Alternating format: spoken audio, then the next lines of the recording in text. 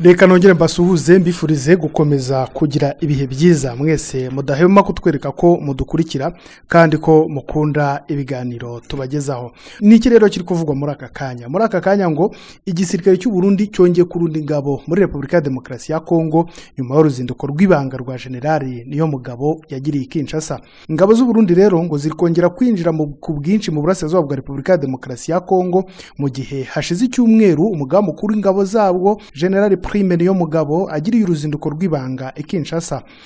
Amakuru yamenyekanye ava mu Burundi avuga ko mu ijoro ryo ku itariki ya 12 rishyira ku 13 z'ukwezi kwa 8 2026 umubare munini w'abasirikare b'igisirikare cy'u Burundi wambutse umupaka wa Kavimvira ugana muri Republika ya Demokarasi ya Kongo. Ayo makuru kandi yavuga ko aba basirikare bari berekeje mu bice bya Kamanyora ndetse na Baraka mu ntara yo muri Kivu y'Amajyepfo ndetse ko bari banafite ibikoresho bya gisirikare biremereye. Umwe mu baganira n'ikinyamakuru Bwiza yagize ati igisirikare cy'u Burundi cyaraye cyambuka Kavimvira ijoro ryose. Ni ingabo nyinshi ziri kujya mu byerekezo bya Baraka ndetse na Kamanyora. Ikindi nuko hano hari kujya ibikoresho biremereye. Ubwo kwiyongera kw'ingabo z'u Burundi rero muri Republika ya Demokarasi ya Kongo kuje nyuma y'uruzinduko rwa General Prime Niyomugabo Kinshasa yagize ku itariki ya 6 z'ukwezi kwa 8 k'uyu mwaka nyine. Uruzinduko rwe rwabaye mu gihe Burundi rukomeje kugira uruhare mu bikorwa bya gisirikare na leta ya Republika ya Demokarasi ya Kongo mu ntara ya Kivu y'Amajyepfo. Nubwo ibisobanuro birambuye bya General Niyomugabo yagiriye Kinshasa bitigeze bishyirwa ahagaragara, uruzinduko rw'umugaba mukuru w'ingabo mu murwa mukuru wa Republika ya Demokarasi ya Kongo rwabaye mu gihe ikibazo cy'umutekano gikomeye mu burasirazuba bw'icyo gihugu. Hari ikindi kandi amakuru yagaragaje muri iki gihe bivuga ko Eric Prince washinze sosiyete y'abacanshuro ba Blackwater yaba yaragaragaye Kinshasa, aho bivugwa ko yitabira inama yabereye muri site Dol Oyuwa yayobowe na Perezida Felix Antoine Tshisekedi. Amakuru avuga ko muri iyo nama harimo Eric Prince n'abakorana nawe, abayobozi b'abasirikare ba Republika ya Demokarasi ya Kongo hamwe n'abantu bari mu biro bya Perezida ndetse n'abahagarariye u Burundi. Bivugwa ko iyo nama yibanze ku gusuzuma uko imitwe n'ingabo zishyigikiye leta ya Kinshasa zihagaze ku mirongo itandukanye y'urugamba ndetse no ku buryo ibikorwa bya gisirikare byakazwa mu rwego rwo kwisubiza uduce tumwe two mu misozi miremire no mu nkengero zayo. Ingabo zirwana ku ruhande rwa Republika ya Demokarasi ya Kongo zambuwe n'imitwe ya FCM 23 ndetse na twirwaneho. Reka twitse cyane kuri uruzinduko umugaba mukuru w'ingabo yagiriye Kinshasa mu ibanga ndetse indege za FARDC zitangira kugeza ibikoresho bya gisirikare mu Bujumbura. Umugaba mukuru w'ingabo z'u Burundi General Prime Niyongabo yagiriye uruzinduko rwavuzwe mu ibanga Kinshasa muri iki cyumweru mu gihe indege za gisirikare za Republika ya Demokarasi ya Kongo zagiye kugeza ibikoresho Burundi mu murwa mukuru w'ubukungu Bujumbura n'icyambo gikuru cy'u Burundi. Ibi birerekana ko hashobora kuba hari imyiteguro yo kongera ibitero ku barwanyi ba FCM 23 mu burasirazuba bwa Republika ya Demokarasi ya Kongo. Amakuru aturuka mu bantu babizi yavuga ko indege yagejeje Niyomugabo Bujumbura mu itariki ya 7 z'ukwezi kwa 8 2026 aho yari aherekejwe n'abayobozi bakuru b'ingabo batandatu. Iyo ntumwa kandi ngo yari mu ndege y'ingabo za Kongo FARDC Air Force yari ivuye mu Burundi ijyanye uwo mugaba mukuru w'ingabo Kinshasa hashize amasaha hafi 28 gusa. Ku ya 6 z'ukwezi kwa 8 rero amakuru avuga ko Niyongabo yafashe iyo ndege ya gisirikare ya Kongo Air Force anyura Lubumbashi akomereza Kinshasa ajyanye ibiganiro n'abayobozi baho. Hagati ya tariki ya 5 ndetse n'iya 7 z'ukwezi kwa 8 izindi ndege 3 za FARDC Air Force zageze ku kibuga mpuzamahanga cy'indege cya Bujumbura zivuye Kinshasa zitwaye ibikoresho bya gisirikare.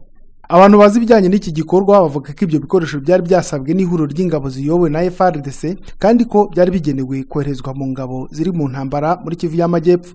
Izi ngendo rero z'indege ngo ni igice cy'igikorwa kinini cyo gutwara ibikoresho bya gisirikare mu ndege. Amakuru yatanzwe n'abantu bazi ibijyanye n'ingendo z'indege avuga ko indege 12 za FARDC zahawe uburenganzira bwo kugwa ku kibuga mpuzamahanga cy'indege cya Bujumbura mu gihe cy'amezi 3 kuva tariki ya 23 z'ukwezi kwa 7 2026 kugeza tariki ya 23 z'ukwezi kwa 10 k'uyu mwaka nyine. Nubwo umubare w'ubwoko bw'ibikoresho bitwawe n'izo ndege ndetse n'ibisobanuro byose by'uburenganzira bwo kugwa bitabashije kugenzurwa ku bwigenge, izi ngendo ngo zigaragaza ibintu bigoye gufatwa nk'ubufatanye busanzwe mu bya gisirikare. Hari indege zitwaye ibikoresho bya gisirikare zijya i Burundi, hakaba n'indege umugaba mukuru w'ingabo z'u Burundi yamutwaye rwihishwa Kinshasa ndetse n'imyiteguro y'ingabo zari zaratsinzwe mu mirwano yabanje kongera gusubira mu ntambara.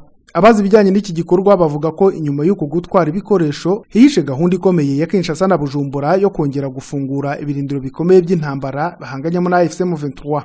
Ngo intego y'aka kanya nk'uko amakuru aturuka mu basirikare bivuga ngo no gukomeza ingabo zibowe na FARDC gutegura ibikorwa bya gisirikare mu duce twa Uvira, Fizi ndetse na Walungu. Aka ni agace gakomeye kari ku murongo mu majyepfo aho Kinshasa igerageza gukumira ko AFC M23 ikomeza kwagura ibice igenzura no kongera ubushobozi bwo gutera. Ibikoresho birimo kugira Bujumbura rero ntibifatwa nk'ibikoresho byo gusimbura gusa ibyabanje cyangwa se ibyakoreshejwe, bifatwa nk'igice cy'umuhate wo kongera kubaka ubushobozi bw'ingabo ubwo zari zaragaragaje intege nkeya zikomeye mu mirwano yabanje na AFC M23.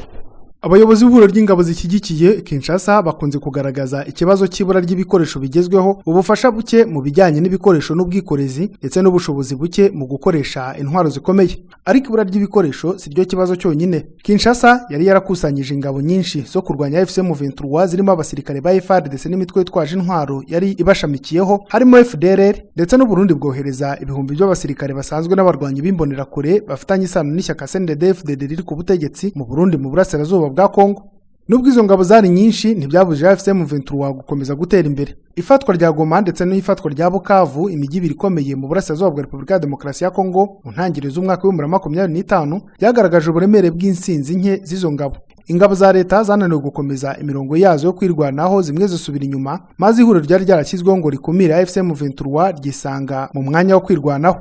Kuba Burundi bwari buri muri urwo rugamba rero ntibyahinduye uko ibintu byari bimeze. Nubwo Kinshasa yakoresheje umutungo munini mu gukomeza ingabo z'u Burundi zari muri Kongo, AFC M23 yakomeje kwagura ibice igenzura. Guverinoma ya Kongo ngo ikoresha miliyoni nyinshi z'amadolari y'Amerika buri kwezi mu gushyigikira ibikorwa by'ingabo z'u Burundi, nubwo amafaranga nyayo y'amasezerano hagati ya Kinshasa ndetse na Bujumbura atatangajwe ku mugaragaro. Uko yabangana kose rero umusaruro wa gisirikare wabaye iyanga. Amafaranga abasirikare benshi n'ubufasha bwa gisirikare bwaturutse hanze ntibyabashije guhindura intambara mu buryo Kinshasa yari yiteze. None kuki Kinshasa isa naho yiteguye kongera kugerageza? Uburundi rero ngo bushobora kuba kwisonga mu ntambara. Urugendo rwihuse rwa General Niyongabo i Kinshasa rutanga ishusho y'uko Burundi rushobora kugira uruhare runini kurushaho mu cyiciro gikurikiraho cy'iyi ntambara. Amakuru aturuka ku bantu bazi iby'imyiteguro ya gisirikare avuga ko gahunda iri gutegurwa ishobora gushyira ingabo z'u Burundi ku isonga mu bikorwa bikomeye bya gisirikare byo kurwanya ibirindiro bya AFC M23 cyane cyane ku rugamba rwo muri Kivu y'Amajyepfo. Ibi byaba ari ikigeragezo gikomeye cyane. Uburundi buha Kinshasa ibintu bikomeje kugira agaciro. Ingabo z'umuturanyi zifite gahunda n'imiterere y'igisirikare gisanzwe zishobora koherezwa mu buryo butaziguye mu mirwano. Ariko nanone ibintu bishobora kongera gushyira abasirikare b'u Burundi mu kaga k'intambara imaze gutuma batakaza abantu benshi bapfira ku rugamba, bagatsindwa urugamba, ndetse n'ibimenyetso by'uko hari bamwe mu ngabo batishimiye koherezwa muri Repubulika ya Demokarasi ya Kongo. Raporo z'uko abasirikare b'u Burundi bamaze kujya muri Kongo zagiye zisoka kenshi. Mu mwaka wa 2024 hari abasirikare benshi bavuzwe ko bafunzwe nyuma yo kwanga amabwiriza yo kujya mu burasirazuba bwa Repubulika ya Demokarasi ya Kongo. Nyuma yaho itangazamakuru ry'u Burundi ryatangaje ko hari ibindi bikorwa binini byo guhana abasirikare barimo amagana bashinjwa kwanga kujya ku rugamba cyangwa se kuva mu birindiro byabo. Bamwe muri bo bahawe ibihano by'igifungo kirekire. Hari kandi amakuru avuga ko bamwe mu basirikare batorotse, abandi bakabura mu mitwe bari barimo, ndetse bamwe bakagaragaza guhungira mu mahanga aho gusubira ku rugamba muri Repubulika ya Demokarasi ya Kongo. Hari abasirikare bamwe bavuzwe ko bishwe nyuma yo kwanga koherezwa muri Repubulika ya Demokarasi ya Kongo.